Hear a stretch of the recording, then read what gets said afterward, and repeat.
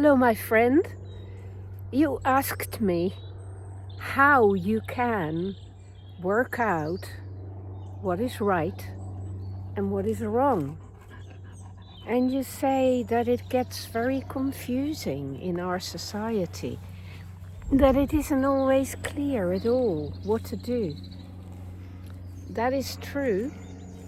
It is very confusing, and there are lots of people who sell you what is wrong and pretend that it is right. And there are other people who are totally confused and lost about it. So it is actually really important to ask that question and to ask yourself that question constantly. And as always, I like to make things easier for myself by dividing them into four layers of existence. And at each of those layers, there are different ways of working out what is right and wrong. So physically, you work out what is right and wrong by essentially listening to your senses. Your body will tell you what is right and wrong, but it can be fooled. And so, with the world having become so complicated, the material world having become so complicated, and foods being so composite and all that, it isn't sufficient anymore to work out what's right and wrong for you by simply doing what feels good to your senses. In fact, that will often mislead you, won't it? And therefore you have to do your research. You have to rely on science. You have to rely on human research and investigations of what turns out is good for you and what isn't good for you. So yeah, you do have to make that effort. And then you have to tune into your body, and you have to get used to figuring out when you become more elastic and more supple and more energetic and vital, and when it gets worse. Right, so you can do that, can't you? You can make that part of your everyday life concern to figure out what is good for you and what isn't good for you physically. When you know certain things are obvious, like eat simply, don't eat too much, don't eat too little, eat the right things, get enough exercise, get enough sleep. It's not really complicated. The information is there. You just have to be prepared to work it out and to live by those rules. The rules of life, the rules of physical life, the rules of gravity, the rules of your body. Okay, that's level 1. Then there's level 2, which is the social level.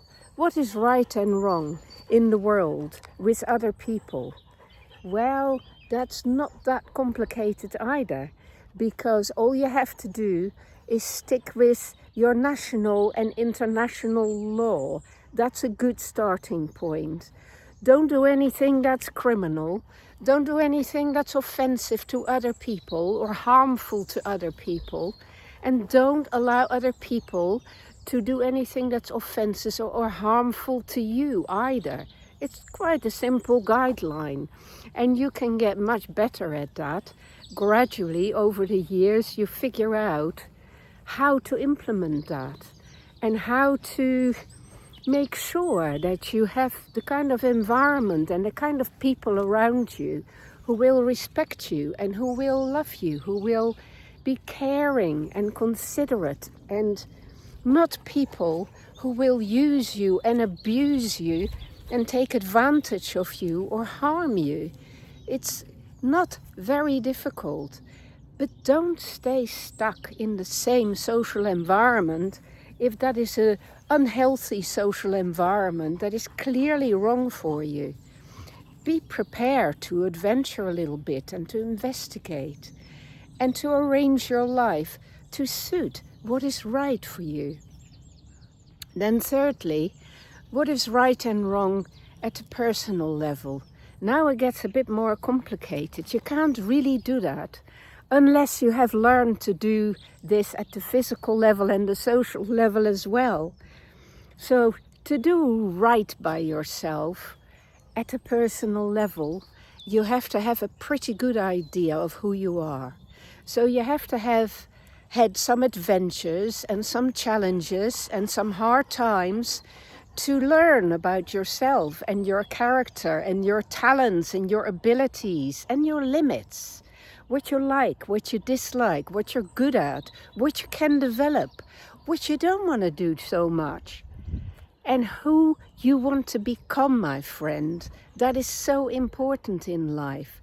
You need to create circumstances for yourself where you can do right by yourself, which means evolving in the right direction, which is to feel better, to know that you're growing, to know that you're really using your whole being instead of folding yourself up and fitting in all the time. So learning to do right by yourself and not do wrong by yourself takes much longer, and it usually takes a few relationships as well, because in relationships you get pushed to the limit and you learn what you will tolerate and what you won't tolerate, and you also figure out how you can change and how you can make yourself a better person. That is what is good for you is usually about. It's to become a more whole and more better, more fully functioning person. And then all of that finally gets to the fourth level, the spiritual level, the philosophical level, the level of ideas, the level of values, the level of your beliefs, the level of what gives you purpose and meaning. I call it the spiritual level, but it's nothing to do with religion, although for some people that level is entirely taken over by dogmatic religious beliefs. But for other people, it's more lenient and free religious beliefs. For other people, it's not religious beliefs.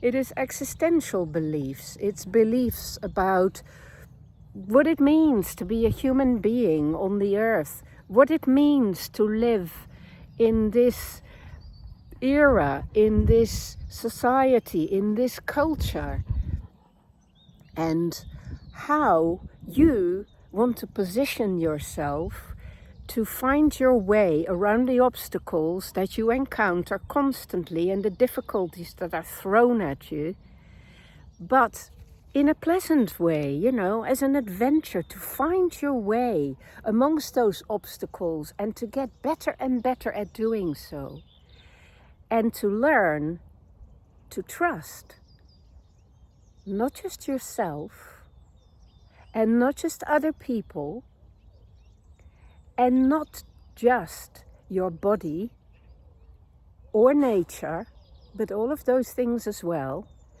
but to learn to trust life.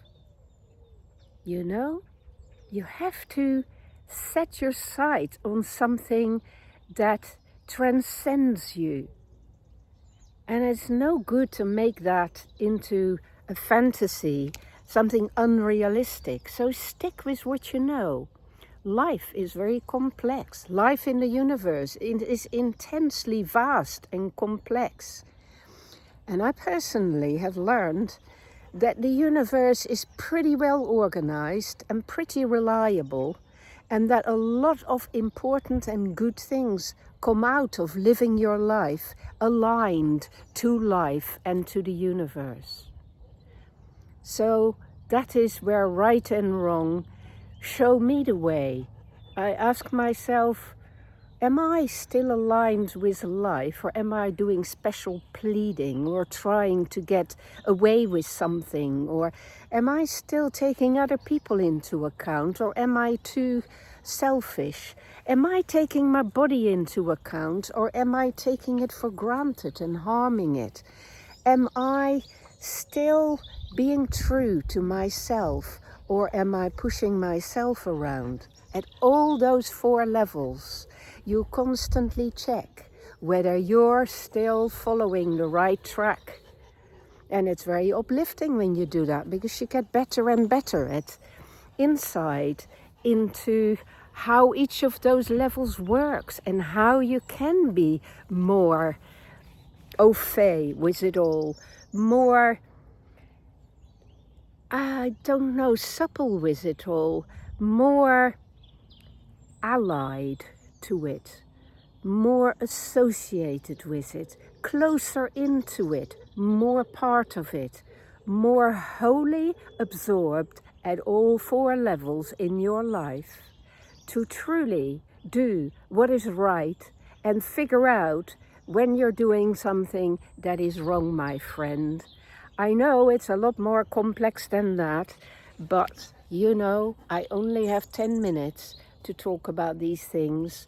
And if you want to hear me talking about it in a more complex way, you need to watch some of my lectures or read some of my books, and particularly my upcoming book, Beginning to Live: The Art of Existential Freedom, where I take you through those 4 levels and how to figure out to be more free at each of those levels of your life in action, in a realistic way, so that you can live your life to the full with love of your own life and love of yourself and other people as well, my friend, not to mention love of the earth and nature.